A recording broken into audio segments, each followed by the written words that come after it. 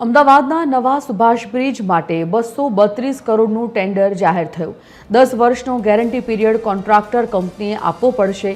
Design બાંધકામ બંનેની જવાબદારી એક જ કંપનીની રહેશે। સુભાષ બ્રિજનું કામ 2 વર્ષમાં પૂર્ણ કરવાની કડક શરત મૂકવામાં આવી છે।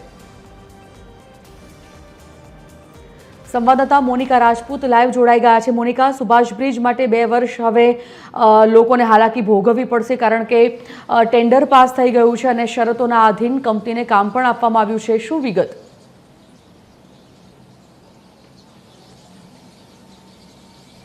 બિલકુલ તે સંજીવની જે પ્રમાણે વાત કરવામાં આવે તો 232 કરોડનો જે ટેન્ડર જે છે મંજૂર કરવામાં આવ્યું છે સુભાષ બ્રિજને નવું એટલે રિપેર કરવાની વાત છે અને 2 લેન જે નવા બનાવવાની વાત છે તેને લઈને 232 કરોડનો જે ટેન્ડર જે છે મ્યુનિસિપલ કોર્પોરેશન દ્વારા જાહેર કરવામાં આવ્યું છે અને તે મંજૂર કરી દેવામાં આવ્યું છે। પહેલીવાર જે કંપની કોન્ટ્રાક્ટરને મળશે તે જ કંપનીને બાંધકામની સાથે ડિઝાઇન પણ તૈયાર કરવાની રહેશે।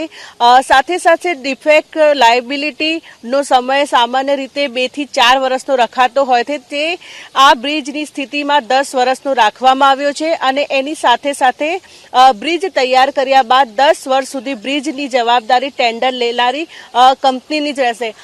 જ્યારે સુભાષ બ્રિજની જ્યારે વાત કરવામાં આવે તો જે ઉપરનું જે સુપર સ્ટ્રક્ચર જે છે તે 9 મહિનાની અંદર પૂર્ણ કરી દેવામાં આવશે અને તેની બાદ જે 2 લેન જે છે નવા બનાવવામાં આવશે। એટલે કે વાત કરવામાં આવે તો કુલ 2 વર્ષની અંદર આજે સુભાષ બ્રિજ જે છે સંપૂર્ણપણે તૈયાર કરી દેવામાં આવશે।